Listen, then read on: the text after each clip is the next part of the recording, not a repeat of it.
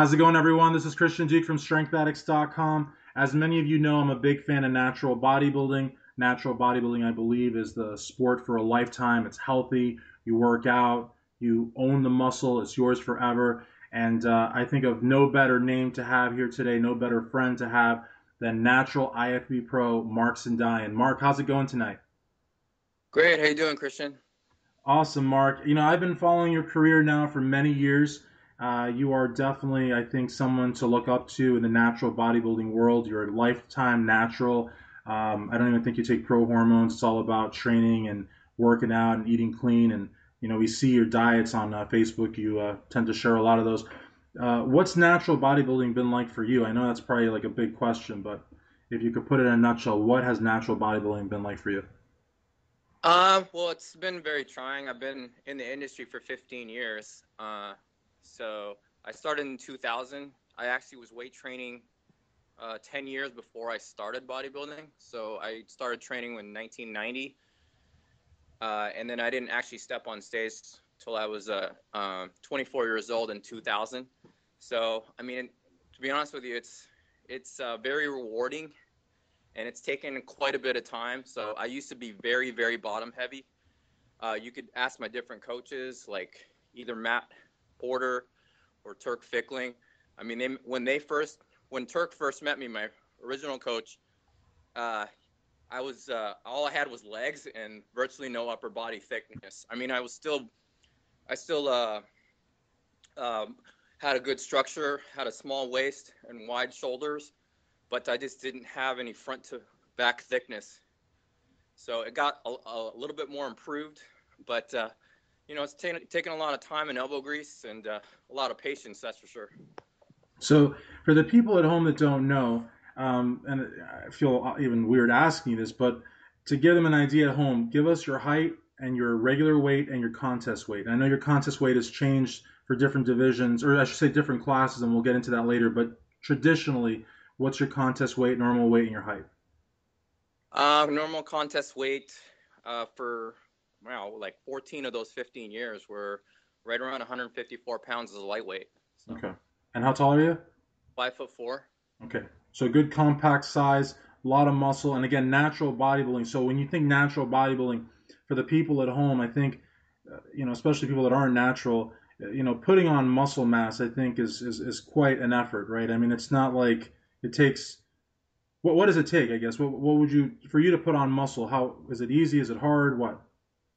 Well, it's harder because you don't have all the other agents that is aiding you, of course. I Right. mean, trust me, it still takes genetics. I mean, you can't just look like Phil Heath and Akai Green without having good genetics. Of And course not. Yeah. Yeah, I genetics, do. but I'm actually kind of a hybrid for a somatotype. So I'm an ectomorph and a mesomorph. So I'm an ecto in the upper body area. So my body, no matter what, my upper body is always lean. And then my lower half, it doesn't matter what I do with my legs, they just grow. Well, I've never heard. I mean, I've heard of different body types. I've never heard of, as you said, one body type for the, top and one body type for the bottom. That's crazy. And so I guess over the years, how have you been able to, do you take notes? Do you, when you go to the gym, do you like sort of like pre-devise your routine, or is it's all spontaneous, or what? For the most part, it's spontaneous. I never had a logbook with me. Okay. So my coach for about 13 years was Turk Fickling, and I definitely learned a lot of principles and training methods with him. So everything from a little bit of volume training, German volume training, time under tension, rest pauses. I mean, just playing around with lots of different principles. But it's not like anything was planned before I got in the gym. It's pretty instinctive for the most part. Absolutely. And I have to ask, what is German volume trade? Is it just Just like like 5 sets per exercise. You do 8 reps, and then you maybe do like 5 different exercises. okay? I've never actually gone down to the exact definition of it, but Sure. uh, when I hear German volume, it always speaks to like you're in the gym for at least 1 or 2 hours or so, and you're Oh, doing at least 5 sets per exercise. You're maybe choosing about five different exercises, and then maybe around 8 to 12 reps, maybe even lower, 5 to 8 reps or something like that. And see, that's interesting too, because I guess there's like really, I mean, there's several different ways of training, but I would say like at the basic core, there seems to be your high volume guys, and then all sorts of different combinations of like the Mike Mentzer approach, where you just go super low reps for super high weight, and you don't even really have a warm up. You just go in there to failure and you're done. And I love Mike Mentzer, may rest in peace and everything. I know Dorian sort of tweaked that a little bit too, but I don't know though if that necessarily works as much as people think it does. I don't know. Did it ever work for you, that sort of approach? Well, I mean, it did work when I was younger, for Okay. sure. I mean, I totally overtrained. I probably spent in the gym at least 2 or 3 hours, Yeah. um, thinking that quantity was better versus quality. I mean, I still go back to it every now and then because going to complete utter failure every set, it can be quite straining on the joints, especially if you're trying to hit a certain rep range. For as an example, we have like one set working with Turk. Like we do a giant set as an example, 3 or 4 exercises, and we're choosing for each exercise. Follow me here. For each exercise, a certain kind of speed or a certain kind of principle. So like one exercise we'll do maybe pauses, Right. like a flat dumbbell press, and then we'll do super slow reps, 4 seconds up or 4 seconds down for an incline. And then on the next one, maybe we'll do something where there's constant tension and lower weight, where you're trying to hit, like we usually play this game, and Larry will tell you about this, is we'll pick a number, and our goal is to hit that number. So like if we did 100-pound dumbbells, we would try to compete and hit 20, or if we blow past it, then we just go to complete utter failure, if that makes sense. Right. And then the next exercise, we choose something like maybe, I don't know, like 21s or a 1.5s, all those different principles. So, Absolutely. And the 21s are pretty cool too because I think with a lot of these things, you're sort of playing with exhaustion and fatigue and just kind of pushing through. And again, I hate to keep talking shop here with you, because generally other interviews we would talk about other things, but with a natural bodybuilder, especially someone like yourself that reached IFBB Pro status, I really think that, you know, there's a great deal of wisdom in the gym. And so I think a lot of people that listen to this are going to want to know.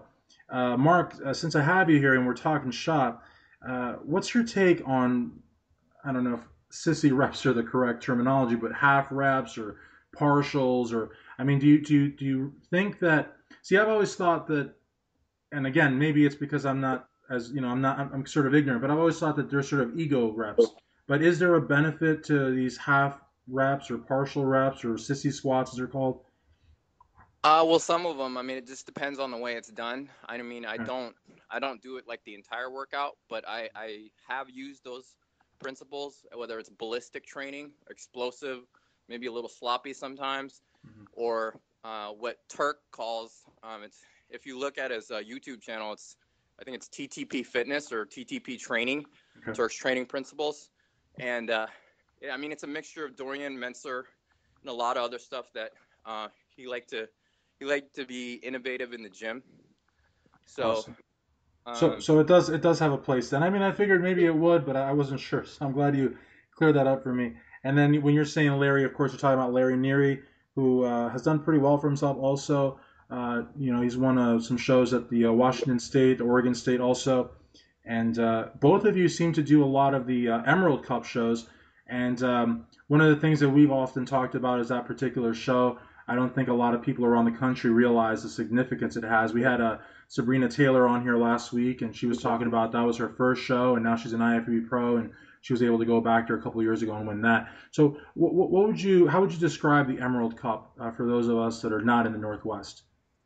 uh, I would say it's one of the biggest, if not the biggest, regional show in the country, and it's like a national show within a local show. So Hmm. there have been lots of different names that have come through that show. I mean, I'll name several because I'm such a student, and I researched back all the way to the 90s and 80s. I mean, we got people coming out of there like Mark Dugdale. Who else? Joe Dawson, if you remember that name. Of course, yeah. He was a lightweight, and he was the first lightweight to ever win the overall, and he went all the way to the Olympia. So, and he was a lightweight bodybuilder. Other names, kind of drawn a block here, but there's a lot of pros that have come from the area. I mean, you probably know Joe DeRuzzi. He won the overall in 2010. In my second year coming back, Roger Baker, who's, basically a potential pro. I mean, he has physique for it, national physique. Alan Keel. Hopefully I'm pronouncing his name right. He doesn't beat me up in the gym. He's from my area. So he just got his pro card last year. That's and he awesome. Won the Cup 2 years ago. So, and one thing that you mentioned there earlier about, I think the second to last guy you mentioned was that, he's real close to getting a pro card. And I think there's something to that effect. I'm not quoting you directly, but there's so many guys in that top 10 national rank NPC competitors that really, I mean, they're on the cusp of it. You know what I mean? They're so close they can taste it.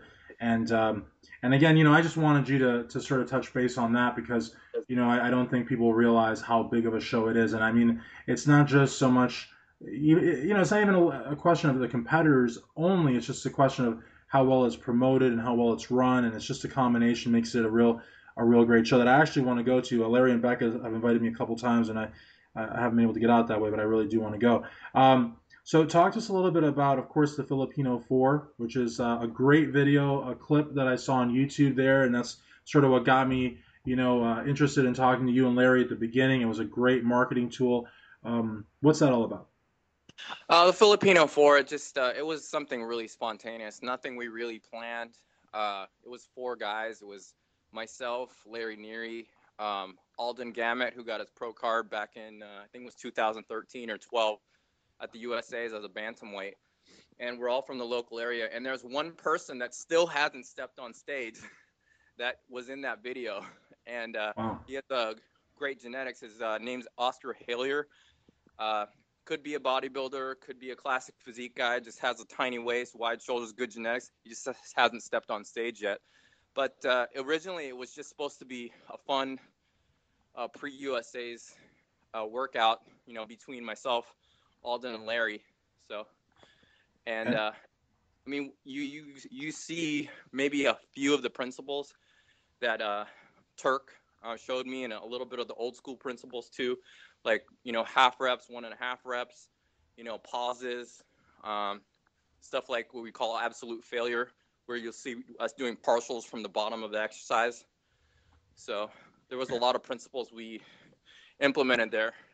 So Absolutely. And what I think is so cool about that too is that the video, maybe was initially supposed to be just something for fun, but it's actually developed, I think, into somewhat of a cult classic. I mean, it's got, I don't know how many views it's got, like probably like 30,000 views or something like that, but or maybe more. I really don't know. But I know I've watched it maybe like, I don't know, 7 or 8 times over the years. I mean, like from beginning to end. It's a great video. Talk to us about also, and I keep saying talk to us about, because there's just so many things.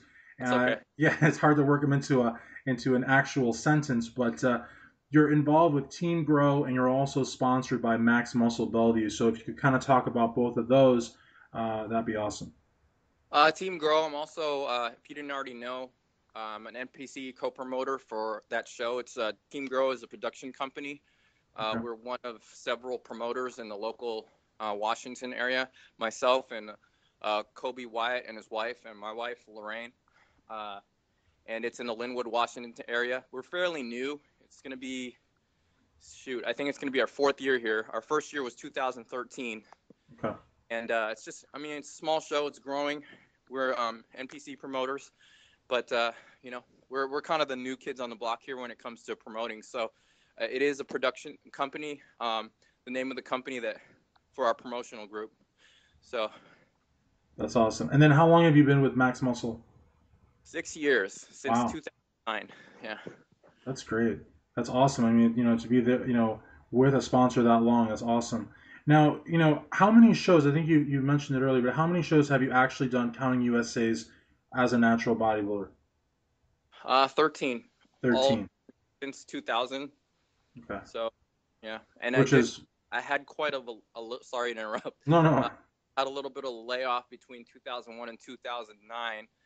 I mean, it kind of happened by accident, but it was also kind of, I guess it was kind of planned and kind of by accident because, I got busy with business, and then we had our first child, and I got married a year after my competition in 2001. So Absolutely. Well, that's awesome, though. I mean, it's great to have family and kids. I mean, just that's an awesome part of life. Um, so, as far as one of the things that I've noticed too, when you're training, you've got a great channel there. I believe Mark Sindayen on YouTube. I've seen a lot of your videos there. You tend to really focus on, sort of the holistic approach to the body too. And I've seen this mini foam roller that you have. I think it's called a Stealth or something like that. And I've actually seen there's one video where you're actually like massaging your arms with it. Another video like your lower spine. It looks like it's from outer space or something. What is that exactly? basically it's called the Stealth. The Stealth is the big gray one that you've probably seen, and then the Hmm. mini Stealth is the one that's gray and orange. Right. So Okay. one is like a travel size version, um, and the other one's, I mean, if you stay locally, so I mean, you can't really travel with a big foam roller like that. So Move Sport, that's MUUVSPORT sport.com. Basically, they they were getting uh,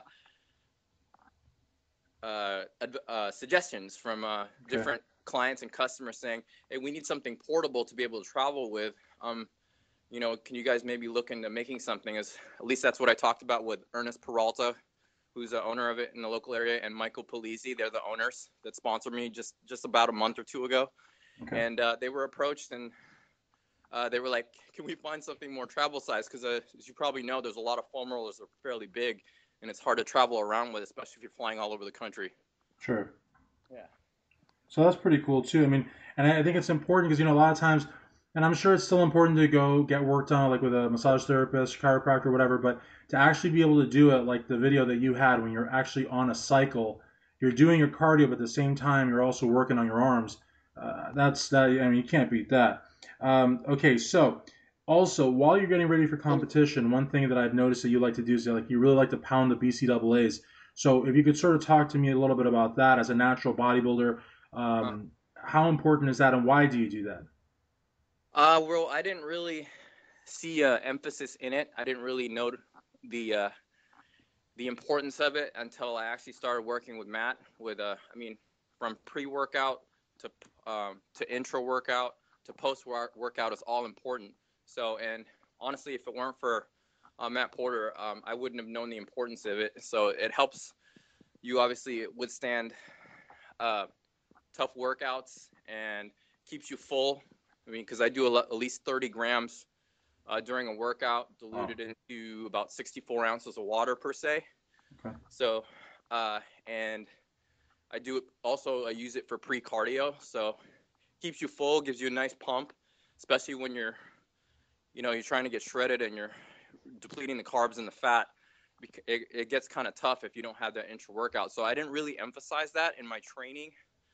I didn't really know the importance of it, honestly, until I started working with Matt just this last year. Okay. And you keep mentioning Matt Porter. Um, you've worked with him for a little bit now, and he prepared you for the USA's, where you turned pro. You actually won in the Bantams. You were first place out of 15 competitors, did very well there, brought a great package. But before we talk about the USA's, you actually switched classes because I don't know how many shows you've done as a lightweight, but I would say probably the vast majority have been as a lightweight. But you switched to bantamweight. So if you could sort of talk to us about that decision. One thing funny about that is that the USA's was the only show I ever did as a bantam. Right. I mean, another show, the Emerald Cup that we just talked about earlier, that I tried making the weight in 2001. I missed it by 2 or 3 pounds or so, so I ended up becoming a lightweight. So honestly, I could have been a bantamweight 14 years ago, but I've had people put it in my ear for the last maybe 2 years. So I mean, I did very well in 2011 at my first USA's. I didn't really know what to expect. Honestly, I was pretty intimidated when I first stepped on, well, before I stepped on stage and I was at check-in, I was a little bit scared, to be honest with you, when I was at check-in. And then my confidence grew when I actually had that first call out in 2011 when I took fifth, and then took a couple years off, and then came back and did um, the lightweights again, and this time I placed seventh, and I just ran into a meat factory. Right. So, but and that's a good thing. I mean, I'd rather lose to the best than win with you know non-existent competition there. Right. And so, But the yeah. whole thing behind that was I honestly was kind of a little bit scared that I wasn't going to fill up in time, because I was like, man, I make weight at about 153, 54 barely. How am I going to do another 11 pounds?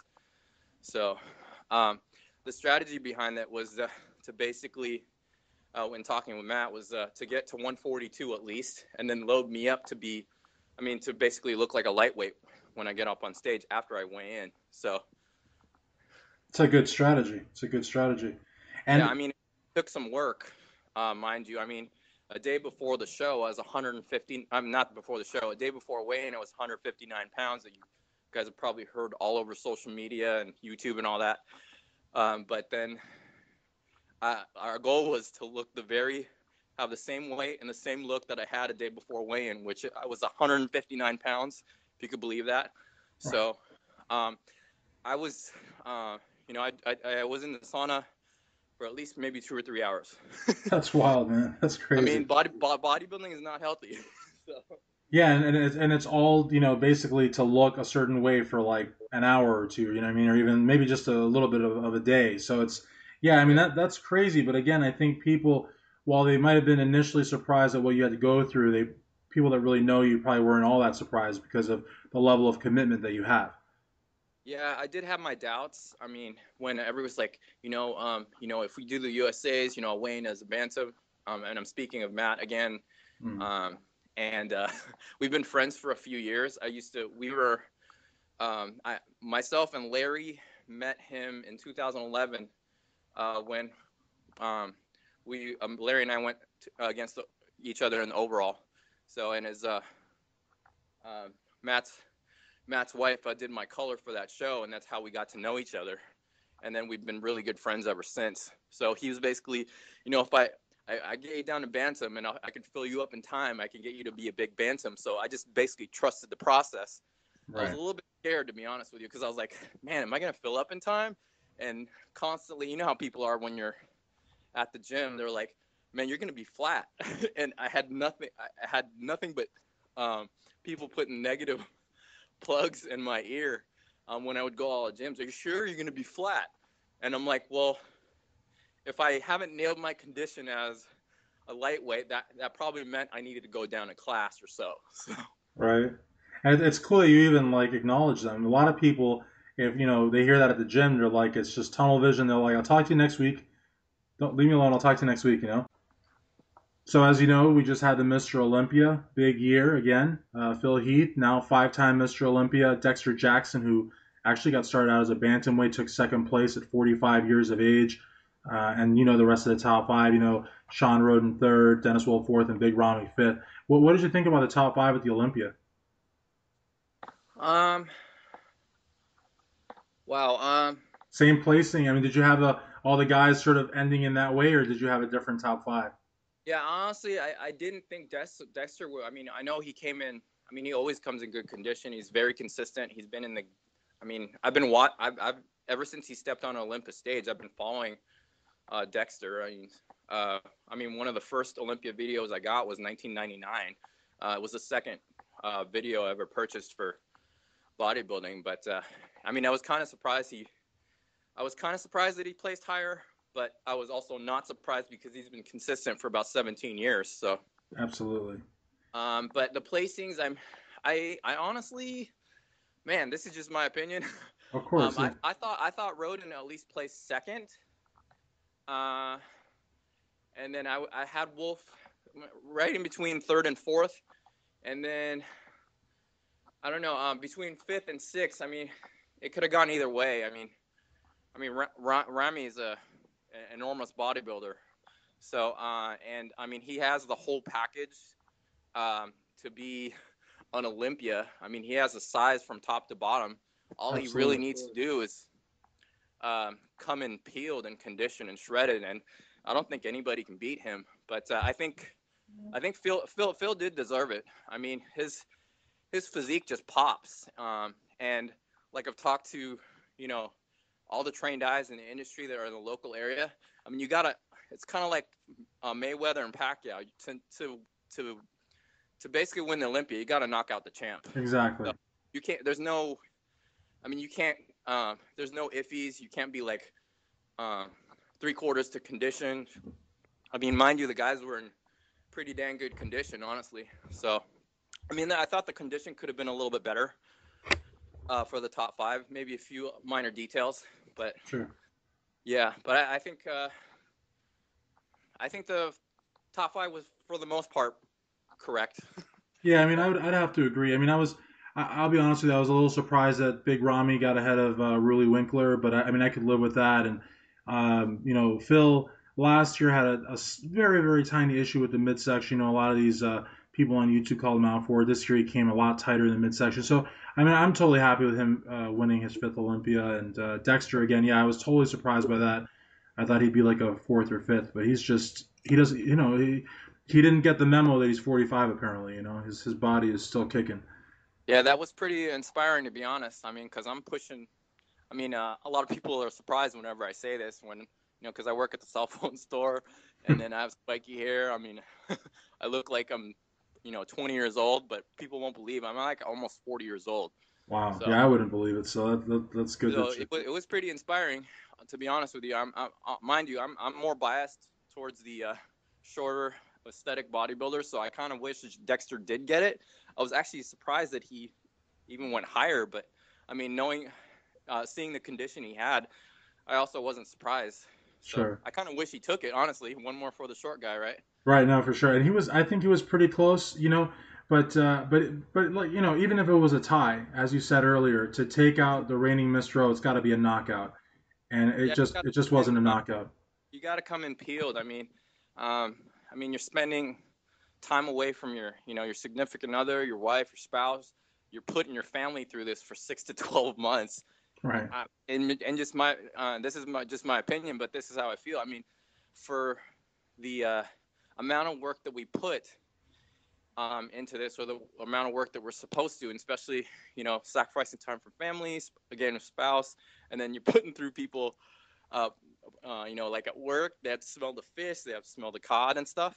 Right. Um, it's no excuse to come nothing less than your A game. You have to come on your A game, in my opinion. Otherwise, you're wasting your time. So. Absolutely, absolutely. I guess one more thing I did want to ask you about too is this new classic men's physique division, which I think has a lot of people talking. And I know that the emphasis is that it's not bodybuilding. It shouldn't be considered classic bodybuilding. But then, a lot of people are kind of looking at it as sort of the bodies of the 70s and early 80s. So what's your? And I think you had actually mentioned one of the Filipino four would have been suitable for this division. I think you mentioned that earlier. I'm not sure. I might be mistaken. Oh yeah, I definitely think Alden Gamut. He goes by All Done Fitness, ALLDONE. So one of the most positive guys you'll ever meet. So we were roommates at the USA's like 4 years ago. I mean, he has the conditioning. Um, well, he needs to get better in the conditioning, but his symmetry is perfect for the class. So it actually puts myself and him, and I'll even put some other names out there like Josh Thompson, who won the Bantams last year in the USA's. The guys who have the old school looking, symmetrical aesthetic physiques. I mean, it keeps us in the game now. So I So mean, I you're know saying you may consider doing that if it is. I'm it's honestly, I'm gonna be honest with you. It's more tempting now because now it puts me. I You've probably seen it on Facebook. I've been probably tagged at least 100 or 200 times now on, hey, classic physique. I've Right. already labeled. So I mean, I'm pretty excited about it, but for the time being, I'm retired. You're So retired. Okay. yeah. All right, all right. Not very convincing, but okay, you're retired. Good stuff. All right. Well, as we wrap it up now, the last question, I saved for last, and that is, if you could talk about your wife Lorraine and your daughter, and your family, and your friends, how important is a support network to you as a bodybuilder, and even more so now as an IFBB pro? It's very, very important. Honestly, I'm spoiled. I mean, I didn't, make it a goal to, be. I didn't even know I was going to be a pro someday. Honestly, I was just, I was at Bally's in Bellevue, Washington. I was in finishing college, and I had guys. I'll even put some guys that I looked up to back then, like Romeo Villarino, who was a solid middleweight in the '90s. Zaldi Mercado, who was a solid national competitor, who were contending for overalls out here, and I think Romeo was a Mr. Philippines.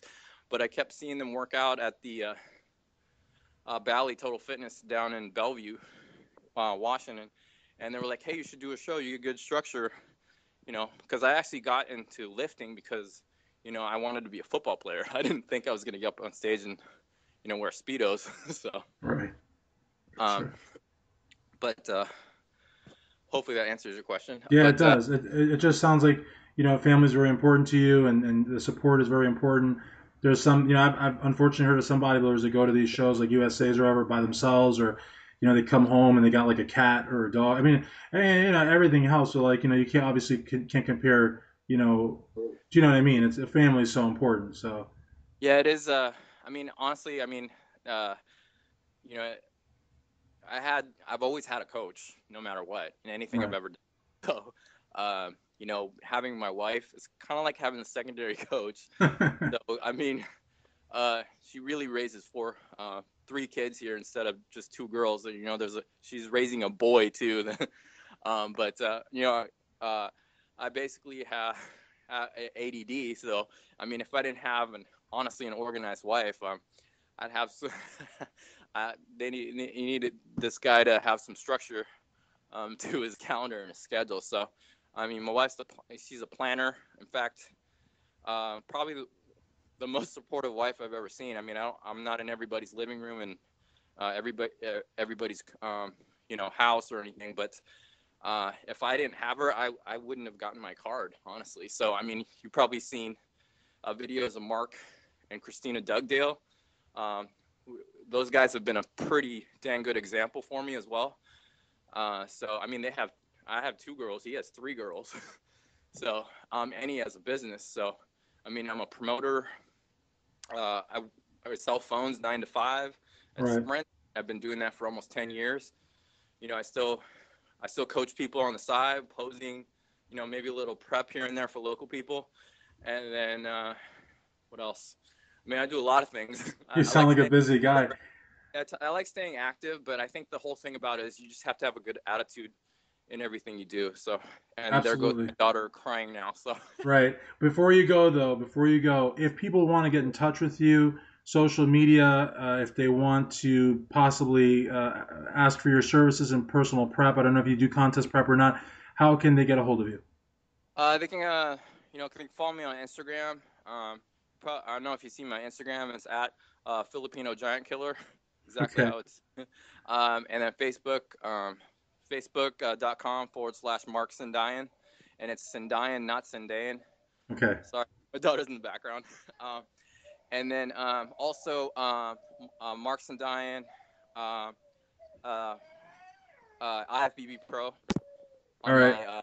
my Facebook uh, athlete page.